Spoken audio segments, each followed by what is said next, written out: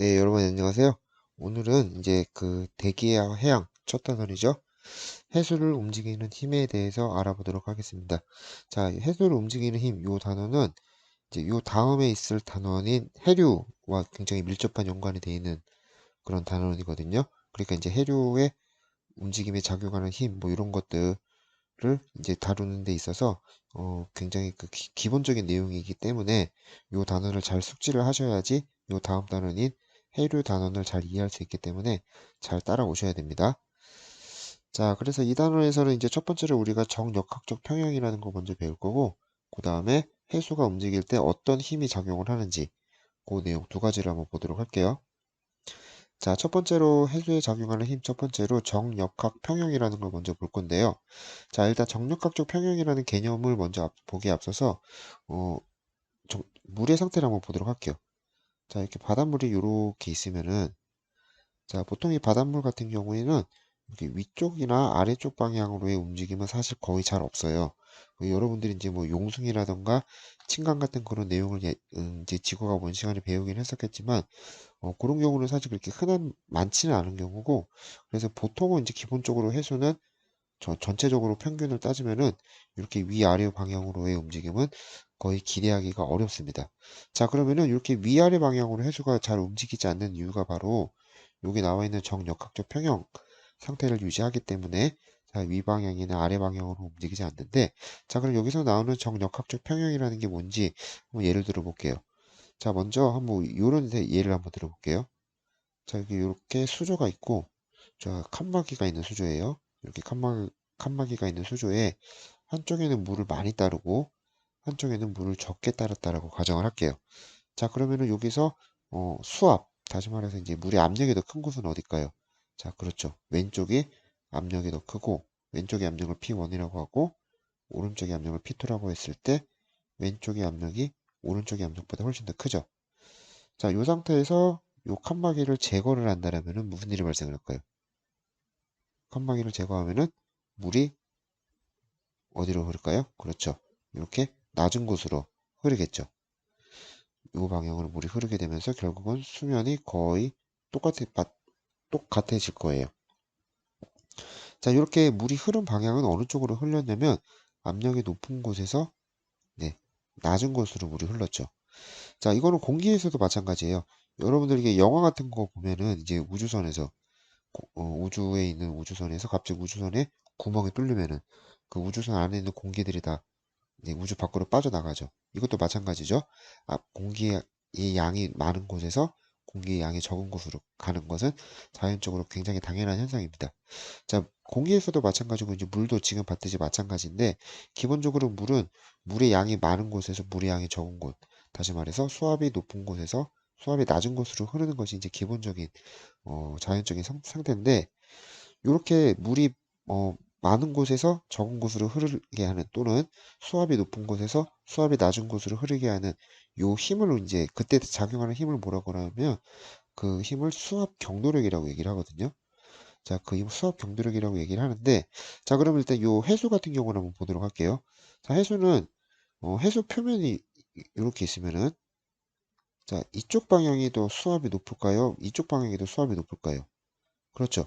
물의 양이 많은, 사방에서 물의 양이 많은 요 아래쪽이 수압이 훨씬 더 큽니다. 그리고 위쪽은 수압이 작죠.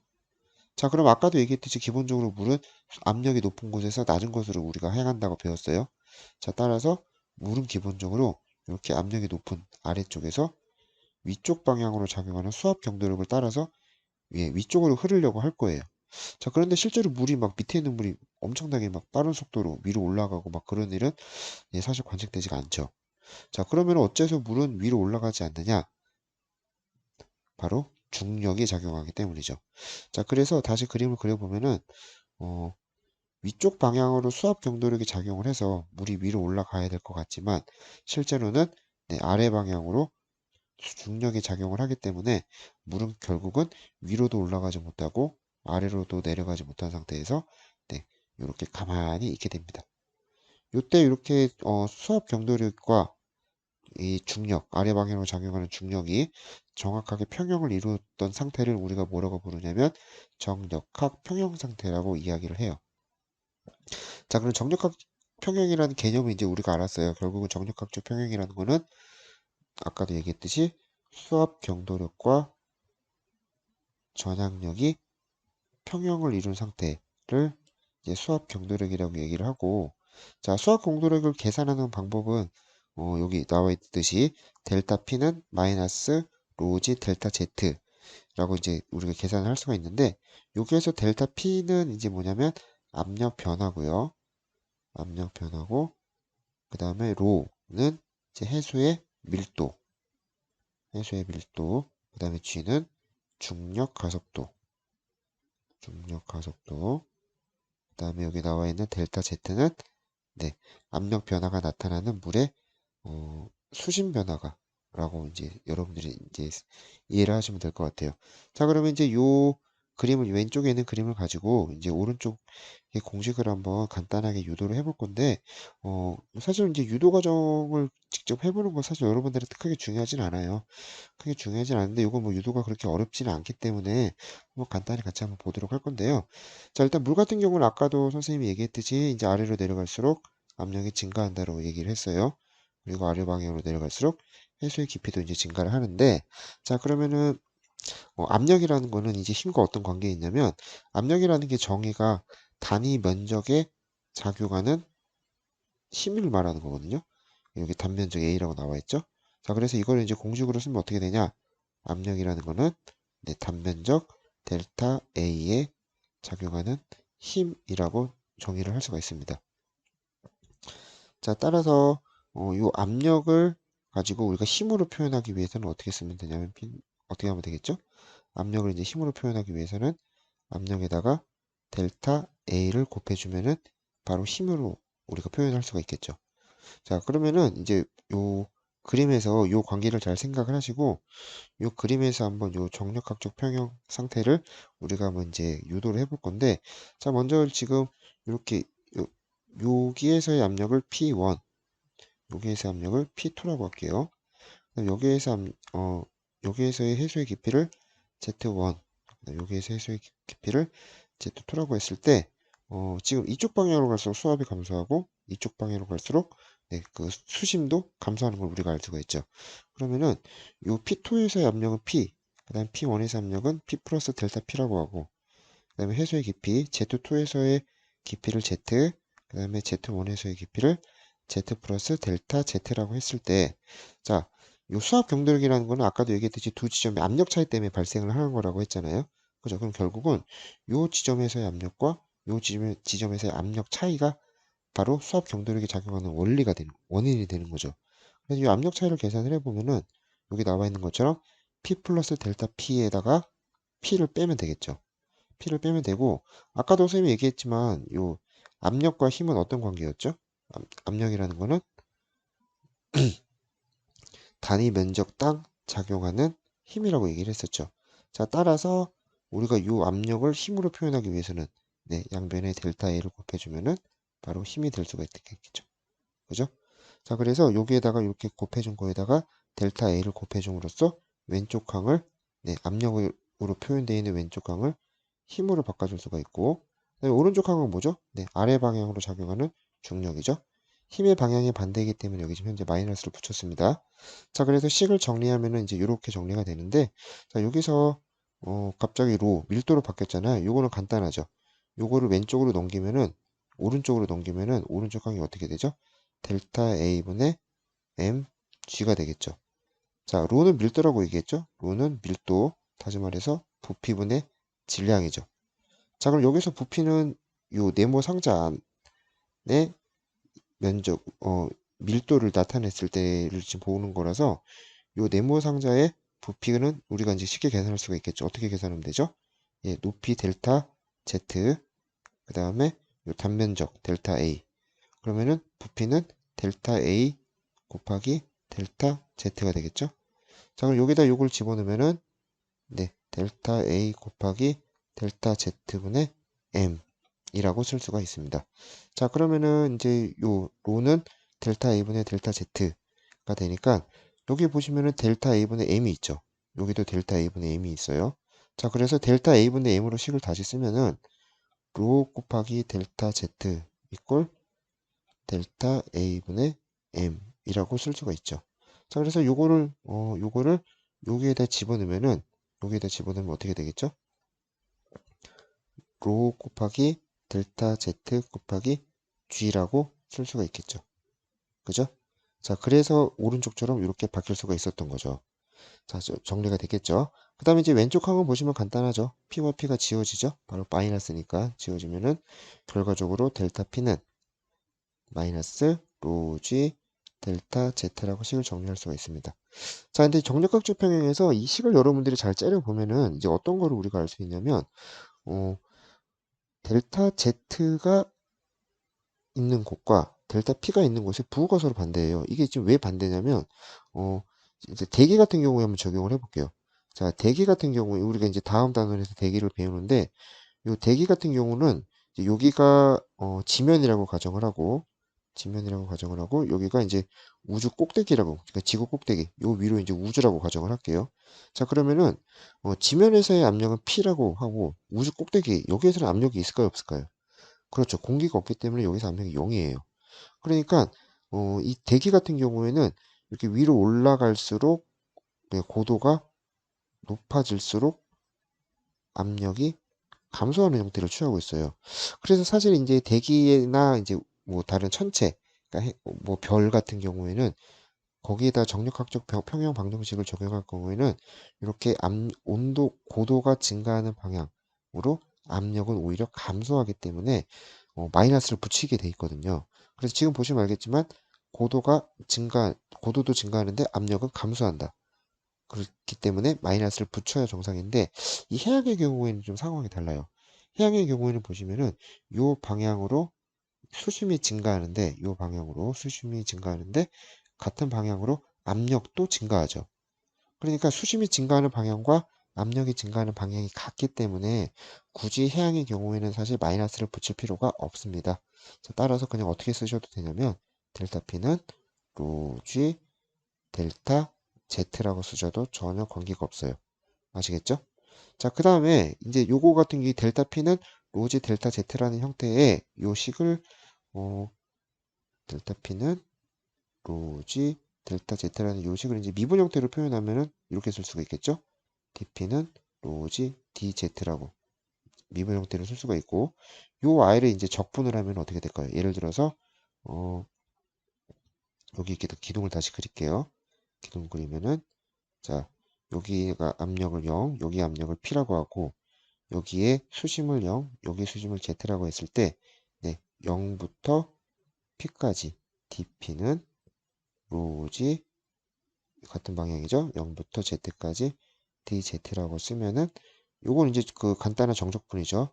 따라서 P는 로지 Z가 됩니다. 자, 따라서 우리가 이 공식을 사용을 하면은 해당되는 깊이에서 작용하는 압력이 얼마인지를 계산할 수가 있게 돼요. 그래서 dP 이꼴 로지 DZ를 기억하는 것만큼 중요한 게 바로 P 이꼴 로지 Z. 그래서 해당되는 깊이에서 압력, 수압이 얼마인지를 계산할 때 많이 활용할 수 있기 때문에 반드시 기억해 두시면 좋을 것 같아요. 아시겠죠? 자, 이제 요거는 수압 경도력을 계산하는 방법인데 요거는 이제 무시해도 그냥 넘어가도록 하고요. 자, 이제 여기서 수압 경도력을 이제 아까는 이제 수직 방향으로 작용하는 힘을 봤는데 여기서는 이제 연직 방향이 아닌 수평 방향으로 작용하는 수압 경도력을 볼 거예요.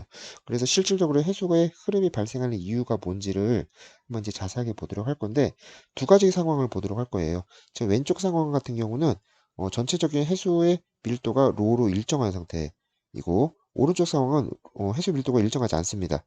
자, 해수 밀도가 일정하지 않은 이유는 왼쪽 같은 경우는 이제 해수의 차가운 해수고 오른쪽은 이제 따뜻한 해수라고 되어 있죠. 그럼 차가운 해수는 당연히 이제 더 많이 수축이 되어 있는 상태일 테니까 여기는 밀도가 더 클 것이고 따뜻한 해수는 많이 팽창되어 있는 상태겠죠. 그래서 밀도가 당연히 더 작겠죠. 자, 그래서 왼쪽과 같은 경우는 밀도가 일정한 해수, 오른쪽은 밀도가 수온에 의해서 밀도가 다른 해수인데 어쨌든 두 상황 모두 원인이 어땠든 간에 두 상황 모두 이렇게 해수 표면에 경사가 발생을 했어요. 자, 그러면 아까 요 상황은 뭐랑 같냐면은 아까 선생님이 처음 얘기했던 요런 상황. 그래서 이렇게 칸막이가 있는 수조에 물을 따랐을 때 이쪽으로 물이 흐르겠죠. 요거랑 같은 상황이에요. 요거랑 같은 상황이고 이렇게 지금 해수면의 높이 차이가 발생을 했으면 자, 여러분들 이제 상식적으로 생각해 보면 물이 어디로 흐를 것 같아요? 그렇죠. 높이가 낮은 방향으로 아마 물이 흐를 거예요. 그렇죠? 얘도 마찬가지로 높이가 낮은 방향, 이쪽 방향으로 물이 흐르려고 할 텐데 이때 물을 흐르게 하는 힘이 아까도 선생님이 잠깐 얘기했지만 그 힘을 수압 경도력이라고 한다 그랬죠. 그리고 이 수압 경도력은 두 지점의 압력 차이에 의해서 발생하는 힘이라고도 얘기를 했습니다. 자, 그러면은 가 지점과 나 지점에서 발생하는 압력 차이를 한번 보도록 할게요.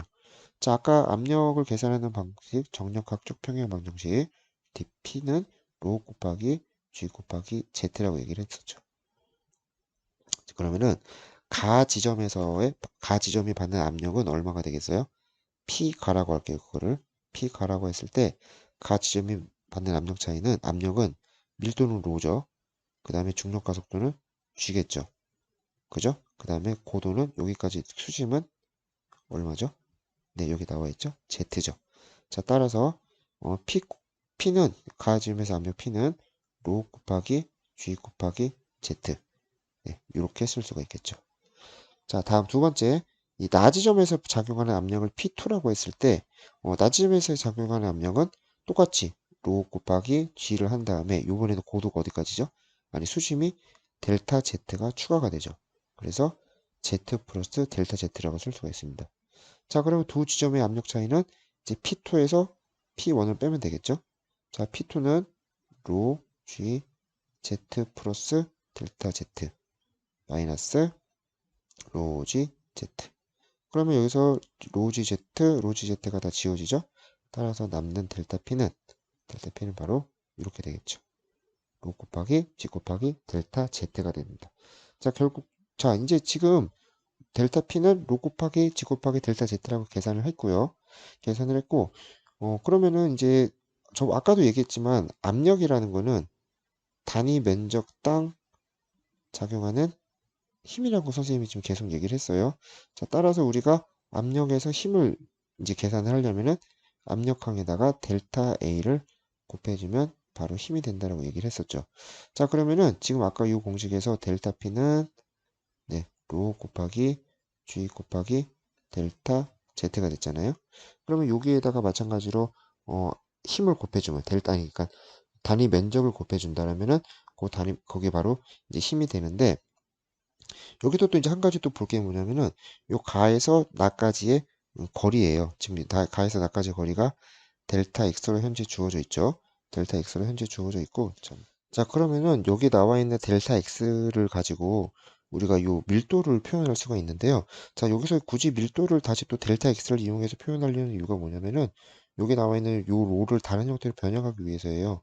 자, 그래서 한번 표현해 보면은 여기서 나와 있는 밀도라는 거는 부피분의 질량이죠. 자, 그럼 여기서 부피는 어떻게 계산할 수가 있죠? 그렇죠. 여기 있는 델타 x와 델타 a를 활용하면 되겠죠.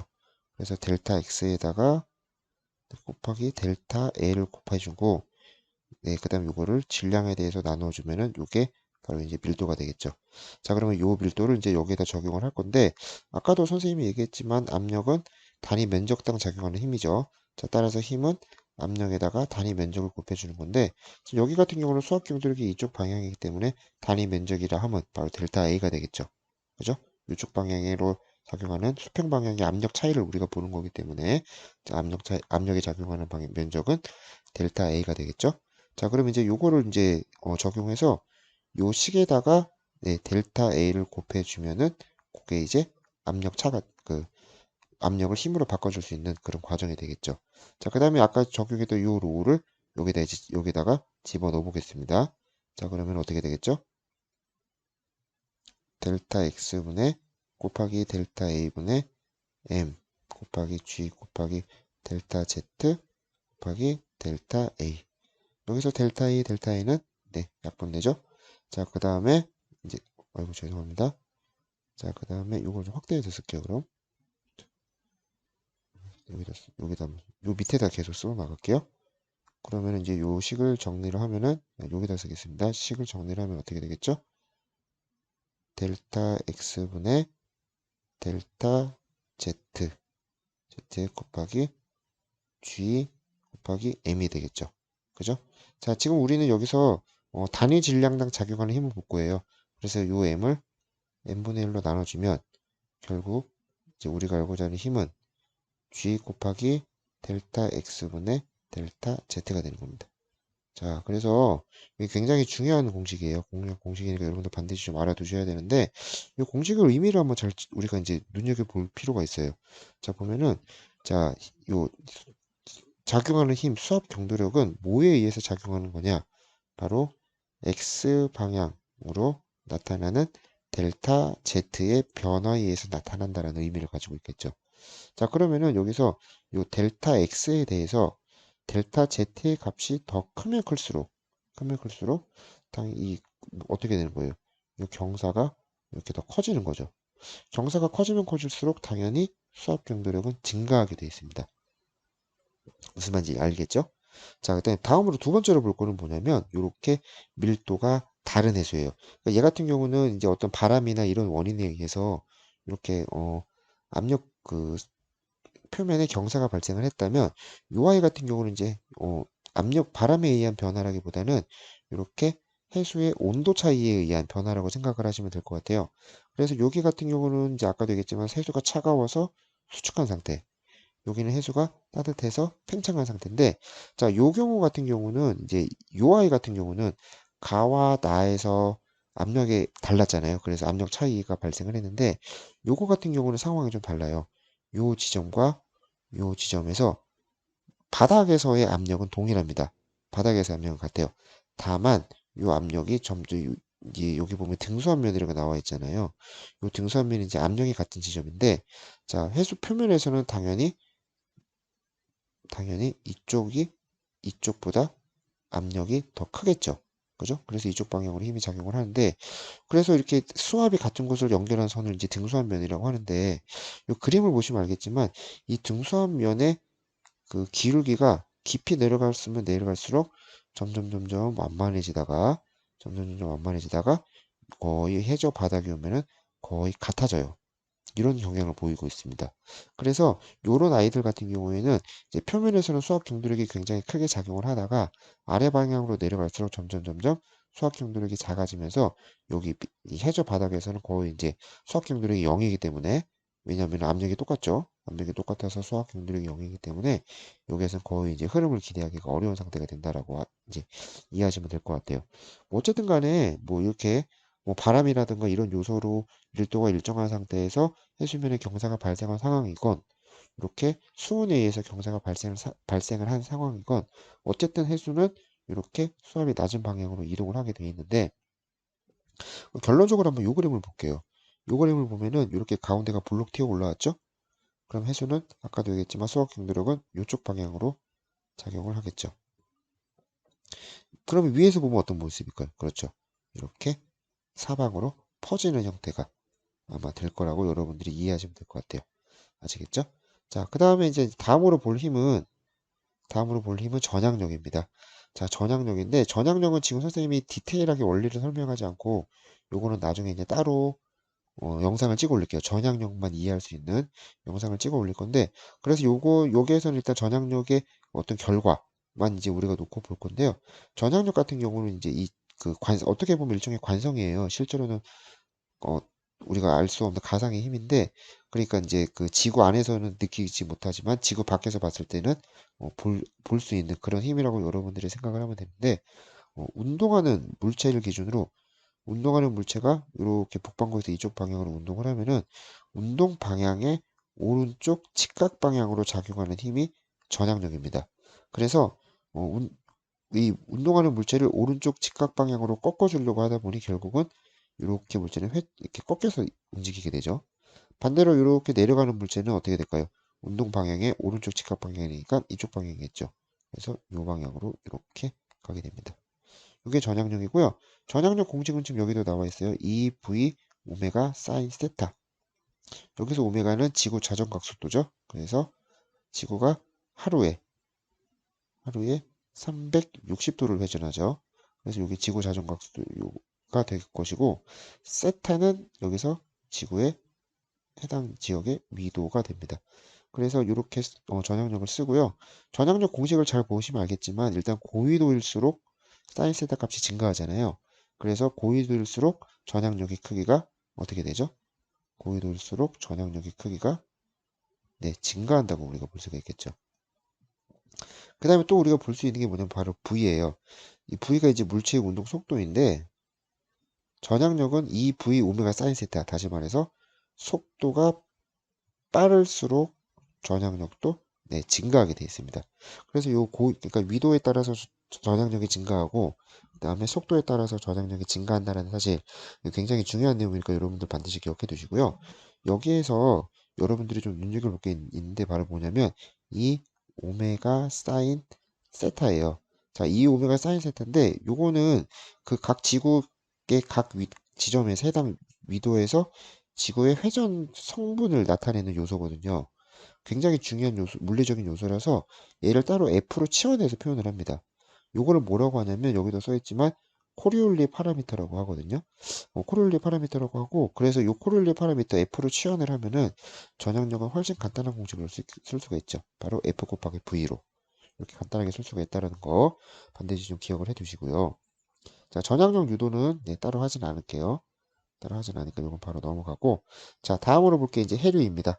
자, 해류는 이제 아까 우리가 지금 배웠던 요 해수를 움직이는 힘에 작용하는 수압 경도력이라든가 그 다음에 전향력 요런 힘이 이제 기본적으로 어, 다 이해를 한 상태에서 여러분들이 이제 접근을 하셔야 되는데 우리가 이제 해류랑 관련해서 이제 배울 내용이 어떤 거냐면 첫 번째로는 에크만 수송입니다. 첫 번째는 에크만 수송이고 그 다음에 볼 것은 지형류라는 개념이에요. 지형류라는 개념이고 마지막으로 볼 건 서원 경계류라는 개념입니다. 이렇게 세 가지를 볼 건데 요거는 이제 내용이 조금 이제 많이 어렵기 때문에 여러분들이 이제 그 앞에 내용 요거를 이제 정확하게 잘 이해를 하시고 그 다음에 이제 다음 이제 보시면 좋을 것 같고요. 여기서부터 이제 선생님이 다음 영상에서 계속 촬영을 해서 올리도록 하겠습니다. 자, 오늘 다소 어려운 내용을 했는데요. 어려운 내용 하느라고 이제 고생 많으셨고요. 다음 영상에서 다시 만나 뵙도록 하겠습니다. 자, 안녕히 계십시오.